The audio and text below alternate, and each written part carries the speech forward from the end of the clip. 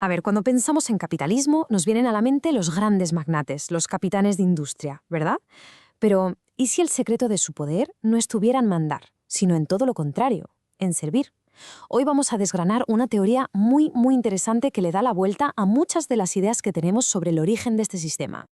Y esta idea que vemos en pantalla es de verdad la piedra angular de todo este argumento. Es que es un cambio de mentalidad total. Pensemos en un rey de la Edad Media. Su poder era absoluto, ¿no?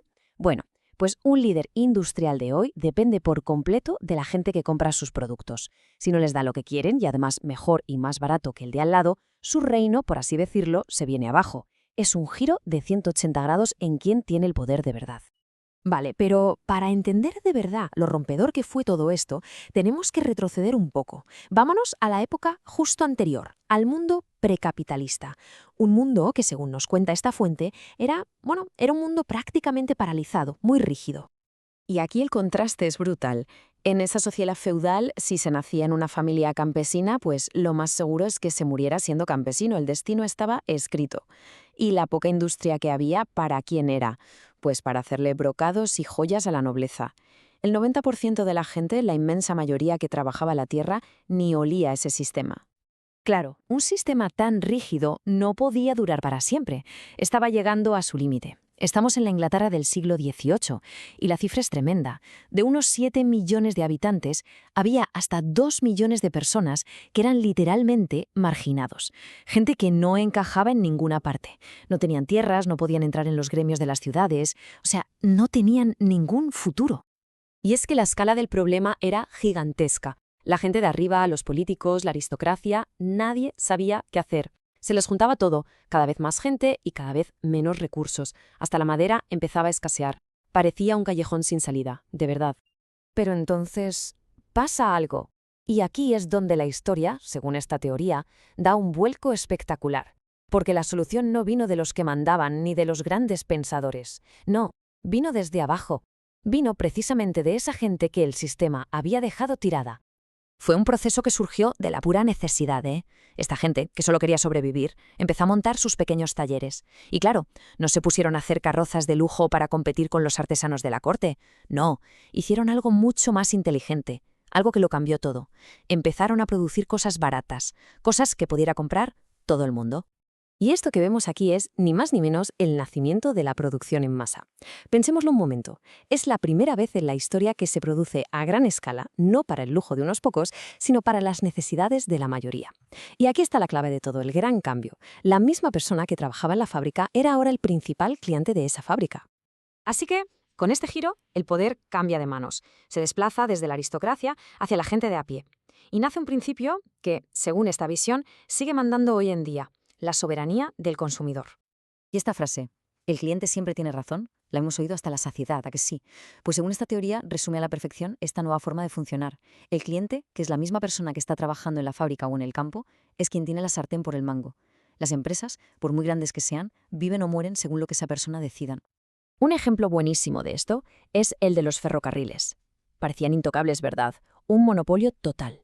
¿Pero qué pasó? La competencia no fue poner otra vía de tren justo al lado. No. Fue inventar el autobús, el coche, el avión, o sea, buscar formas nuevas y mejores de servir a la gente y de solucionarles el problema del transporte. Eso es lo que lo cambió todo.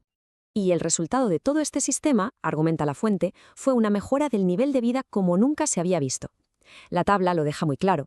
La gran diferencia en el siglo XVIII era que unos tenían zapatos y otros iban descalzos. Hoy la diferencia es si se conduce un coche de gama alta o uno más normalito, pero al final ambos llevan de un sitio a otro. Es una diferencia de calidad, no de tener o no tener algo básico. Y eso, hace 200 años, era ciencia ficción. Claro, a pesar de todos estos beneficios que describe la teoría, el capitalismo ha tenido críticos, y muy duros, desde el primer día. Pero la pregunta es, ¿quiénes fueron los primeros en criticarlo? La respuesta que nos da el texto, la verdad, es bastante sorprendente. Uno podría pensar, pues, los trabajadores, ¿no?, los que sufrían las condiciones en las fábricas, o quizás los intelectuales, preocupados por las nuevas desigualdades. Bueno, pues vamos a ver qué dice esta fuente. Pues resulta que no. Según este análisis, los primeros y más feroces críticos fueron la aristocracia, la gente con tierras, la nobleza. Y es que este nuevo sistema les generaba un problema enorme, uno que iba directo al corazón de su poder y de su forma de vida. ¿Y por qué? Muy sencillo. Las nuevas fábricas pagaban mejores sueldos. Y claro, la gente del campo no era tonta. Empezaron a irse a la ciudad. ¿Qué tuvo que hacer la aristocracia? Pues subirles el sueldo a sus trabajadores para que no se fueran todos. De repente estaban perdiendo su chollo, la mano de obra barata. Así que su crítica, según esta visión, venía de ahí, de ver cómo su bolsillo y su estatus se veían amenazados.